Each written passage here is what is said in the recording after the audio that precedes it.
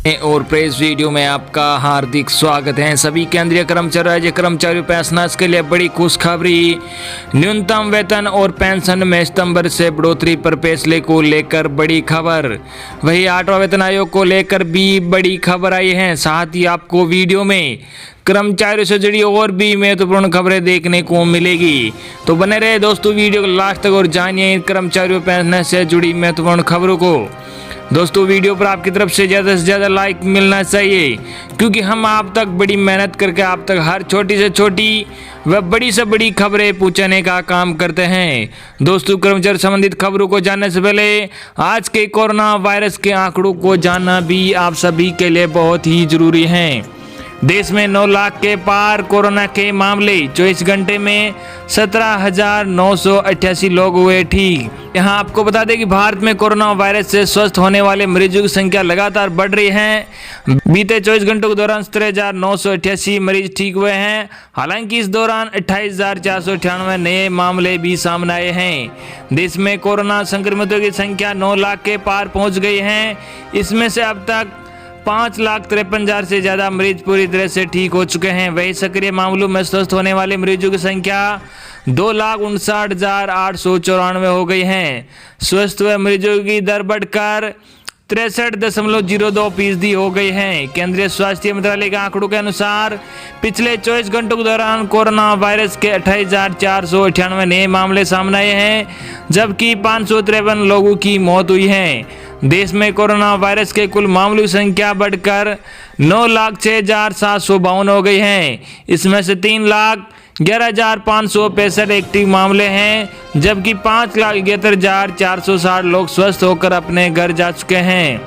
जानलेवा वायरस से अब तक देश में कुल 23,727 लोगों की जान जा चुकी है। अगली बड़ी खबर, केंद्रीय कर्मचारियों को एनपीएस के टियर 2 खाते पर भी टैक्स छूट। जी हां, आपको बता दें कि केंद्रीय कर्मचारियों को कर बचत का एक और विकल्प मिल गया है। वित्त मंत्रालय ने नेशनल पेंशन सिस्टम एनपीएस के टियर 2 खातों पर भी टैक्स छूट देने का फैसला किया है। आयकर नियमों में बदलाव के साथ वित्त मंत्रालय ने नए नियमों की अधिसूचना भी जारी कर दी है।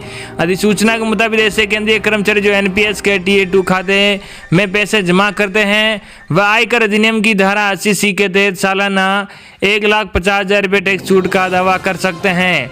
हालांकि शर्त यह है कि इस खाते पर अब 3 साल का लॉक इन पीरियड भी लागू होगा, यानी इस अवधि में खाते से कोई निकासी नहीं की जा सकेगी।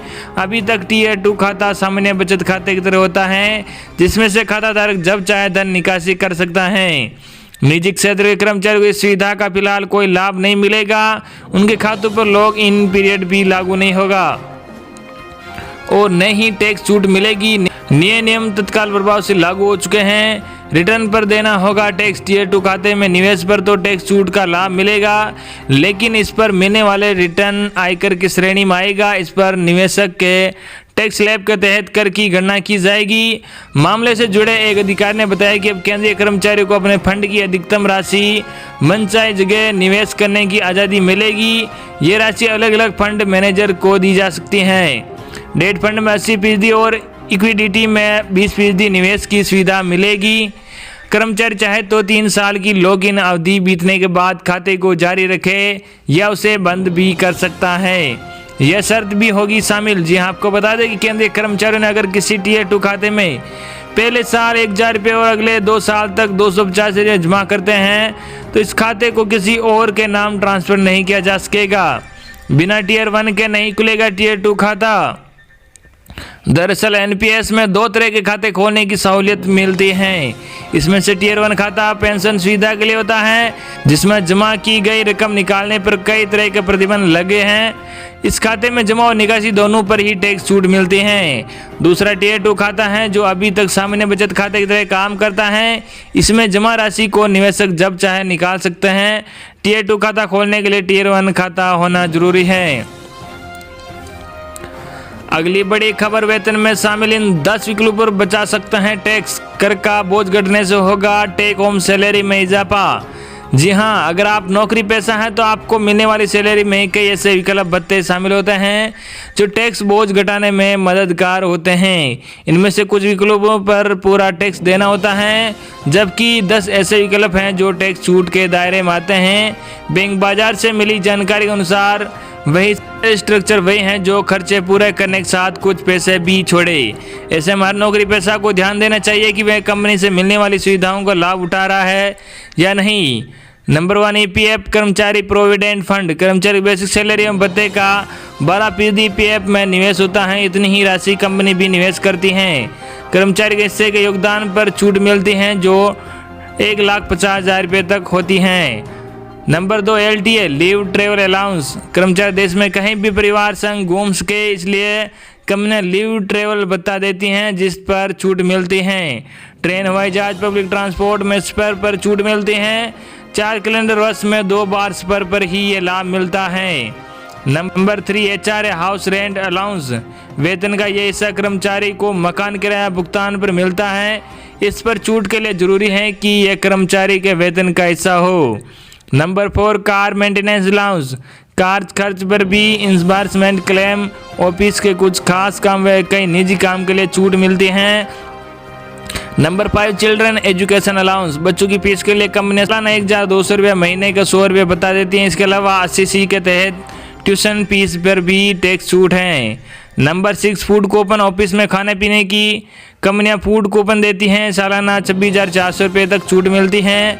नंबर 7, हॉस्टल खर्च पर छूट। बच्चों के हॉस्टल खर्च पर सालाना 3,600 या 300 रुपये महीना बता देती हैं। इस पर कर रियायत ये छूट अधिकतम 2 बच्चों के लिए ही उपलब्ध हैं। Phone bill reimbursement. Telephone mobile bill का रीइंबर्समेंट शामिल है। इसके बाद 5,000 रुपये तक का गिफ्ट वाउचर भी कंपनियां कर्मचारी को गिफ्ट देती हैं जिस पर छूट मिलती। शर्त यह है कि इसकी कुल कीमत सालाना 5,000 रुपये से ज़्यादा न हो, तभी टैक्स छूट पा सकते हैं। Uniform allowance. कर्मचारी यूनिफॉर्म की खरीद और उसके रखरखाव खर्च पर भी टैक्स छूट पा सकते हैं। अगली बड़ी खबर आखिरी था 7वां वेतन आयोग। जाने भविष्य में क्या होगा केंद्रीय कर्मचारी सैलरी बढ़ने का फॉर्मूला। देश में केंद्रीय कर्मचारियों के लिए 1 जनवरी 2016 से 7वां वेतन आयोग लागू है। आयोग को लागू हुए करीब 5 साल बीत चुके हैं और अब नए वेतन आयोग के गठन का इंतजार है ताकि केंद्रीय कर्मचारी की सैलरी नए सिरे से तय की जा सके। हालांकि एक चर्चा यह भी है कि सरकार अब वेतन आयोग की परंपरा को ही खत्म कर सकती है। रिपोर्ट के मुताबिक संभावना है कि 8वें वेतन आयोग का अब कभी भी गठन नहीं हो। इस सरकार सैलरी फिक्स करने के लिए वेतन आयोग की बजाय नए फॉर्मूले को अपना सकती है। मीडिया रिपोर्ट के अनुसार एक रोइड फॉर्मूले के जरिए भविष्य में सैलरी का निर्धारण हो सकता है। इसके तहत सैलरी को महंगाई और कर्मचारियों की परफॉर्मेंस के साथ जोड़ा जाएगा और उसके अनुसार ही इजाफा होगा।